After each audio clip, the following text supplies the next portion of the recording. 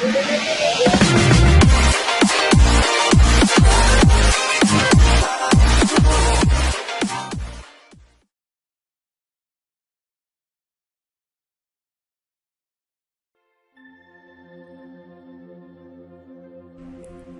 قلعے کی تباہی کے بعد غرناطہ کے لیے رسد و کمک کا ایک اہم راستہ بالکل غیر محفوظ ہو چکا تھا۔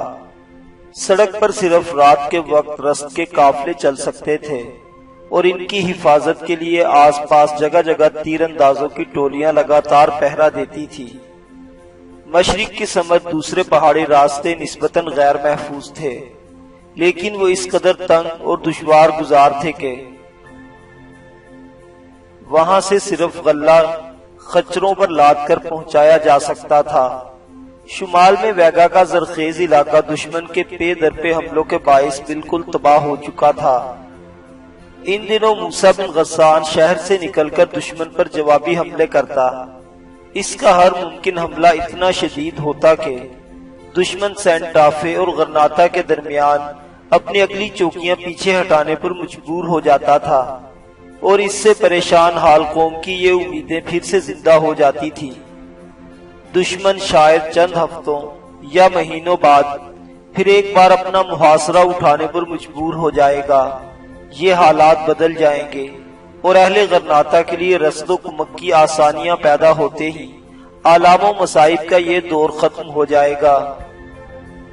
عاتکہ ان لوگوں میں سے تھی جنہیں اب بھی اس بات کا یقین تھا کہ شہیدان ملت کا خون کبھی رائے گا نہیں جائے گا، اور اہل غرناطہ آلام و مصائب کے طوفانوں سے سرخرو ہو کر نکلیں گے۔ حامد بن زہرہ دور دراز علاقوں میں جا کر جہاد کی تبلیغ کیا کرتا تھا اور کئی دن گاؤں سے غیر حاضر رہتا۔ سعید ان رضاکاروں کے دستے کا رہنما تھا جو جان پر کھیل کر اہل غرناطہ کو رسد پہنچایا کرتے تھے۔ جب کبھی وہ ہاشم کے گھر آتا تو عاتکہ کو اہل غرناطہ کی ہمت اور شجاعت کی روح پرور داستانیں سناتا۔ ایک دفعہ وہ 5 دن بستی سے غیر حاضر رہا۔ بستی کے جو رضاکار اس کے ساتھ گئے تھے انہوں نے واپس آ کر بتایا کہ جب وہ رسد لے کر غرناطہ پہنچے تو موسیٰ بن ابی غسان شہر سے باہر نکل کر دشمن پر حملہ کر چکا تھا، اور سعید ان کے ساتھ واپس آنے کی بجائے لڑائی میں شریک ہو گیا تھا۔ سعید 5ویں دن واپس پہنچا اور اس نے ہاشم کو یہ اطلاع دی کہ غرناطہ میں اس کے 3 بیٹے باخیریت ہیں۔ عبید اور امین سپہ سالار کے طوفانی دستوں میں نام پیدا کر چکے ہیں۔ عمیر محفوظ فوج کے ایک دستے کا سالار مقرر ہو چکا ہے، اور یہ کہتا تھا کہ اگر مجھے موقع ملا تو کسی دن تھوڑی دیر کے لیے گھر آؤں گا۔ ایک رات عاتکہ اپنے کمرے میں بیٹھی ایک کتاب دیکھ رہی تھی کہ خادمہ اندر داخل ہوئی اور اس نے کہا سعید کے ابا جان آ گئے ہیں اور بھائی سعید بھی ان کے ساتھ ہیں۔ حامد بن زہرہ 2 ہفتوں سے غیر حاضر تھا، اور عام حالات میں جب بھی وہ کسی سفر سے واپس آتا تو سب سے پہلے عاتکہ کے متعلق پوچھا کرتا تھا۔ وہ جلدی سے کتاب بند کر کے اٹھی اور بھاگتی ہوئی نیچے چلی گئی۔ تھوڑی دیر بعد وہ ایک کمرے کے نیمواں دروازے کے قریب کھڑی تھی اور اسے حامد اور ہاشم کی آوازیں سنائی دے رہی تھی۔ ذرا دیر رک کر وہ جھجکتی ہوئی کمرے میں داخل ہوئی تو ہاشم نے اسے گھور کر دیکھا اور کہا عاتکہ تم جاؤ، ہم اس وقت ایک ضروری بات کر رہے ہیں۔ عاتکہ مڑ کر واپس جانے لگی تو حامد نے کہا نہیں بیٹی، جو باتیں سعید کی موجودگی میں کی جا سکتی ہیں وہ تمہارے سامنے بھی ہو سکتی ہیں۔ عاتکہ نے ہاشم کی طرف دیکھا اور اس کے ہاتھ کا اشارہ پا کر حامد کے قریب بیٹھ گئی۔ حامد بن زہرہ کچھ دیر سر جھکا کر سوچنے کے بعد ہاشم سے مخاطب ہوا۔ غرناطہ کی موجودہ صورتحال اتنی تشویشناک نہیں۔ موسیٰ نے یہ ثابت کر دیا ہے کہ ہم اس گئی گزری حالت میں بھی اپنے اسلاف کی روایت کو زندہ رکھ سکتے ہیں، لیکن اب موسم سرما شروع ہونے والا ہے۔ جب برف باری شروع ہو جائے گی تو رسد و کمک کے بچے کچے راستے بھی بند ہو جائیں گے، اور موسیٰ بن ابی غسان یہ خطرہ محسوس کرتا ہے کہ باہر سے کوئی کمک نہ پہنچی تو محاصرے کی طوالت کے ساتھ غرناطہ کے مصائب بھی بڑھتے جائیں گے۔ انہوں نے جو قاصد سمندر پار کے اسلامی ممالک کی طرف روانہ کیے تھے انہوں نے ابھی تک کوئی پیغام نہیں بھیجا۔ قیاس یہی ہے کہ انہیں سمندر عبور کرنے میں کامیابی نہیں ہوئی۔ ممکن ہے نصرانیوں نے انہیں گرفتار کر لیا ہو۔ اب ان کی خواہش ہے کہ میں شمالی افریقہ اور ترکی کے حکمرانوں کے پاس ان کا پیغام لے کر جاؤں۔ آپ موسیٰ سے ملے تھے؟ نہیں، انہوں نے مجھے خط بھیجا تھا، لیکن آپ تو دورے پر تھے، خط آپ کو کہاں ملا؟ ان کا خط سعید لایا تھا اور میں چاہتا ہوں کہ کسی تاخیر کے بغیر روانہ ہو جاؤں۔ ہاشم نے سعید کی طرف دیکھتے ہوئے کہا، لیکن تم غرناطہ سے واپس آ کر مجھے نہیں بتایا کہ موسیٰ نے ان کے نام کوئی پیغام بھیجا ہے۔ سعید نے کہا، انہوں نے مجھے حکم دیا تھا کہ میں کسی سے اس کا ذکر تک نہ کروں۔ حامد نے کہا، میں جانے سے پہلے آپ سے یہ کہنا ضروری سمجھتا تھا کہ میرے حصے کا کام اب آپ کو کرنا پڑے گا۔ اہل غرناطہ کی اندرونی خلفشار ابو عبداللہ کی نااہلیت اور غداروں کی پے در پے سازشوں کے باعث جنوب کے آزاد قبائل مایوس ہو چکے ہیں۔ موسیٰ صرف اس صورت میں جنگ جاری رکھ سکتا ہے کہ جب اسے ان علاقوں سے رسد اور کمک ملتی رہے۔ آپ کے لیے مقامی قبائل کو یہ سمجھانا مشکل نہیں ہوگا کہ اگر اہل غرناطہ ہماری طرف سے مایوس ہو گئے تو ابو عبداللہ کے دربار میں امن پسندوں کا پلہ بھاری ہو جائے گا۔ موسیٰ نے اپنے خط میں یہ لکھا ہے کہ اس وقت بھی بعض سرکردہ لوگ ابو عبداللہ کو ہتھیار ڈالنے کا مشورہ دے رہے ہیں اور علماء کا ایک با اثر گروہ بھی ان کا ہم خیال ہو چکا ہے۔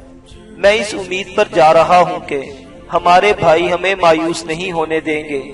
وہ اندلس کی حکومت کے دعوے داروں کی خانہ جنگی سے لا تعلق رہ سکتے ہیں، لیکن اب فرڈینینڈ کو شکست دینا لاکھوں مسلمانوں کی بقا کا مسئلہ بن چکا ہے۔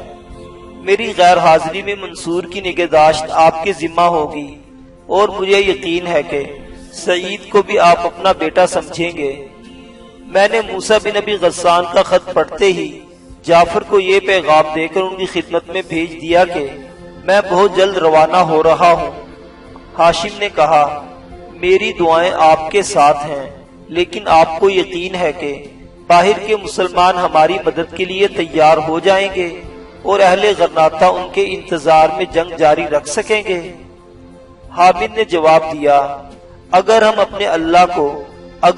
اپنے آپ کو اللہ کی نصرت کا حقدار ثابت کر سکے تو ہمارے لیے مایوس ہونے کی کوئی وجہ نہیں۔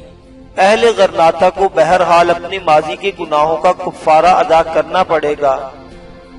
اب وہ ابو عبداللہ کے تخت و تاج کی حفاظت کے لیے نہیں بلکہ اپنی بقا کے لیے لڑ رہے ہیں، اور وہ یہ جانتے ہیں کہ اگر انہوں نے حوصلہ ہار دیا تو اندلس میں ان کے لیے کوئی جائے پناہ نہیں ہوگی۔ ہاشم، تمہیں مایوس نہیں ہونا چاہیے۔ اسلام آج بھی دنیا کی ایک بہت بڑی طاقت ہے۔ ہمارے ترک بھائیوں نے اہل یورپ کا غرور خاک میں ملا دیا ہے۔ ان کی فتوحات کا سیلاب پولینڈ اور آسٹریا کی حدود تک پہنچ چکا ہے۔ ان کے ہاتھوں قسطنطنیہ میں اسلام کا پرچم نصب ہو چکا ہے۔ بحیرہ روم میں ان کے بحری بیڑے اٹلی اور وینشیا کے ساحلوں پر آگ برسا رہے ہیں۔ مجھے یقین ہے اگر انہوں نے ہمارے حال پر ذرا سی توجہ کی اور ان کے چند جہاز اندلس کے ساحل کی طرف آ نکلے تو پوری قوم کو ایک نئی زندگی آ جائے گی۔ میں یہ دعویٰ نہیں کر سکتا کہ ترک کتنے دنوں یا مہینوں تک ہماری مدد کے لیے پہنچیں گے، لیکن یہ یقین کے ساتھ کہہ سکتا ہوں کہ اگر اہل غرناطہ نے فتح یا شہادت کے سوا کوئی اور راستہ قبول نہ کیا تو وہ ضرور آئیں گے۔ صبح امید کی روشنی صرف ان قافلوں کا مقدر ہے جو مایوسی کی تاریکیوں میں عزم و یقین کے چراغ جلاتے ہیں۔ اہل غرناطہ کا یہ فرض ہے کہ جب تک فتح و نصرت کے مالک کی بارگاہ میں ان کی دعائیں مستجاب نہیں ہوتی، وہ اپنی امیدوں اور حوصلوں کے ٹمٹماتے ہوئے چراغوں کے لیے خون مہیا کرتے رہیں۔ ایک مسلمان کے لیے شہادت کا راستہ ہی فتح و نصرت کا راستہ ہے۔ مجھے غرناطہ کے عوام سے کوئی خطرہ نہیں۔ انہیں غلامی کی ذلت کے مقابلے میں عزت کی موت کا راستہ دکھایا جا سکتا ہے۔ میں اندلس کے ساحل تک گھوم آیا ہوں اور ان بستیوں اور شہروں کے لوگوں کا حال جانتا ہوں جن کے متعلق یہ خیال کیا جاتا ہے کہ وہ نصرانیوں کی غلامی پر قانے ہو چکے ہیں، اور میں یہ بلا خوف تردید کہہ سکتا ہوں کہ ان کے سینوں میں آزادی کے ولولے سرد نہیں ہوئے۔ جب کسی افق سے امید کی ہلکی سی کرن دکھائی دے گی تو وہ دوبارہ اٹھ کھڑے ہوں گے۔ مجھے صرف غرناطہ کے ان اکابر سے خدشہ ہے جو اپنی وقتی تدبیروں کو صراط مستقیم کا نعم البدل سمجھتے ہیں۔ مجھے ان عافیت پسندوں سے خطرہ ہے جو یہ سمجھتے ہیں کہ جب غرناطہ کا سپاہی اپنی تلوار پھینک دے گا تو فرڈیننڈ ان کے لیے امن کا پیغام لے کر آئے گا، ان کے گھر اور جائیدادیں محفوظ رہیں گی، اور وہ نصرانیوں کے پہرے میں آرام کی نیند سو سکیں گے۔ اگر کسی دن تم یہ محسوس کرو کہ غرناطہ میں ان خود فریب مسلمانوں کا پلہ بھاری ہو رہا ہے تو تمہیں وہاں پہنچ کر انہیں راہ راست پر لانا چاہیے۔ غرناطہ کے حریت پسند عوام اور حق پرست علماء تمہارا ساتھ دیں گے۔ اب میں تم سے اجازت چاہتا ہوں۔ ابھی تمہیں انتہائی قابل اعتماد لوگوں کے سوا کسی سے میری مہم کا ذکر نہ کرنا چاہیے، اور عاتقہ تمہیں بھی بہت احتیاط سے کام لینا چاہیے۔ حامد اٹھ کر کھڑا ہو گیا۔ ہاشم نے کہا، آپ صبح جائیں گے؟ نہیں، میں ابھی جا رہا ہوں، گھر میں میرا گھوڑا تیار کھڑا ہے۔ آپ کے ساتھ اور کون جائے گا؟ میں یہاں سے اکیلا جاؤں گا اور اگلی بستی سے کسی کو ساتھ لے لوں گا۔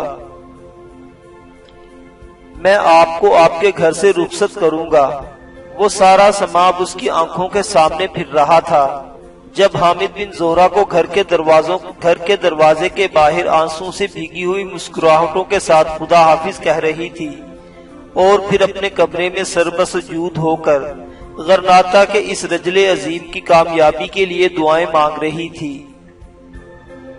حامد بن زہرہ کی روانگی کے بعد ہاشم چند ہفتے پوری تندہی سے اہل غرناطہ کو سامان رس بھجوانے کی مہم میں حصہ لیتا رہا، لیکن جب موسم سرما کے آغاز کے ساتھ ہی ایک طرف بارش اور برف باری کے باعث پہاڑی راستے پر آمد و رفت میں مشکلات پیدا ہونے لگی، اور دوسری طرف دشمن کے چھاپا مار دستوں کے حملے شدت اختیار کرنے لگے تو عاتقہ اس کے طرز عمل میں بھی ایک غیر متوقع تبدیلی محسوس کرنے لگی تھی۔ عمیر ان ایام میں 2 مرتبہ گھر آیا۔ پہلی بار اس نے 2 دن قیام کیا اور اہل غرناطہ کی بے بسی اور بے چارگی کے حالات بیان کیے۔ وہ انتہائی حوصلہ شکن تھے۔ دوسری بار وہ رات کے وقت گھر پہنچا۔ عاتقہ کو معلوم ہو چکا تھا کہ غرناطہ سے 2 بااثر آدمی اس کے ساتھ آئے ہیں۔ وہ غرناطہ کے تازہ حالات سننے کے لیے بے قرار تھی، لیکن اسے عمیر کی گفتگو کا موقع نہ ملا۔ اس نے اپنے ساتھیوں کو مہمان خانے میں پہنچا کر اپنے باپ کو اطلاع دی کہ وہ ابو القاسم کی طرف سے کوئی اہم پیغام لائے ہیں۔ ہاشم ان کے ساتھ مہمان خانے میں چلا گیا۔ تھوڑی دیر بعد عمیر صحن میں نوکروں سے کہہ رہا تھا، تم جلدی سے کھانا تیار کرو اور گھوڑوں کو چارہ ڈال دو، زینے اتارنے کی ضرورت نہیں، ہم کھانا کھاتے ہی واپس چلے جائیں گے۔ ابا جان کا گھوڑا بھی تیار کر دو، وہ بھی ہمارے ساتھ چلیں گے۔ عاتقہ کچھ دیر اس طراب کی حالت میں اپنی چچی کی طرف دیکھتی رہی۔ بالآخر اس نے چچی سے کہا، چچی جان، عمیر کا چہرہ بتا رہا ہے کہ وہ کوئی اچھی خبر نہیں لایا۔ اب اگر ابو القاسم کے ایلچی راتوں رات چچا کو ساتھ لے جانا چاہتے ہیں تو اس کی وجہ اس کے سوا اور کیا ہو سکتی ہے کہ غرناطہ میں کوئی اہم واقعہ پیش آ چکا ہے۔ سلمہ نے جواب دیا، بیٹی تمہیں اس قدر پریشان نہیں ہونا چاہیے، تم عمیر کو جانتی ہو، اگر کوئی بری خبر ہوتی تو وہ اندر آتے ہی دہائی مچا دیتا، تم اطمینان رکھو، اگر کوئی اہم بات ہوتی تو تمہارے چچا مجھے بتائے بغیر غرناطہ نہیں جائیں گے۔ میں عمیر سے امین اور عبید کے متعلق بھی نہیں پوچھ سکی۔ تھوڑی دیر بعد عاتقہ اضطراب کی حالت میں بالا خانے میں اپنے کمرے کا رخ کر رہی تھی۔ زینے کے اندر بالائی منزل کے دروازے سے 2 قدم نیچے ایک کھڑکی سکونتی مکان اور مہمان خانے کے درمیان ان کوٹھریوں کی چھت کی طرف کھلتی تھی جہاں ان کے 2 ملازم رہتے تھے۔ आतिका खिड़की के सामने रुक गई। फिर वो झिझकती हुई बंद खिड़की की कुंडी खोलकर कोठरियों की छत पर उतर गई और दबे पांव आगे बढ़ी। कोई 30 कदम आगे इस छत का एक किनारा मेहमान खाने के अकबी दीवार से जा मिलता था, लेकिन मेहमान खाने के कुशादा कमरों की छत इस छत से कोई 1.5 गज ऊंची थी और छत से जरा नीचे 2 छोटे छोटे रोशनदान थे। एक रोशनदान खुला हुआ था और वहां से कमरे की धीमी धीमी रोशनी दिखाई दे रही थी। आतिका ने घुटनों के बल होकर अंदर झांकने की कोशिश की, लेकिन दीवार इतनी चौड़ी थी कि इसकी निगाहें नीचे न जा सकी। वो सिर्फ आवाजें सुन सकती थी। कोई कह रहा था, देखिए, अगर ये मामला इस कदर अहम ना होता तो वजीर आजम अबुल कासिम आपको रात के वक्त सफर करने की तकलीफ ना देते। वो अपने खत में सारी तफसीलात बयान नहीं कर सके, ताहम आप हालात की नजाकत का थोड़ा बहुत अंदाजा जरूर लगा सकते हैं। हमारे लिए गरनाता को तबाही से बचाने का आखिरी मौका है, और अगर हमने ये मौका खो दिया तो हमारी आइंदा की नस्लें हमें मुआफ नहीं करेंगे। हाशिम की आवाज आई, मैंने अबुल कासिम के हुक्म की तामील से इनकार नहीं किया।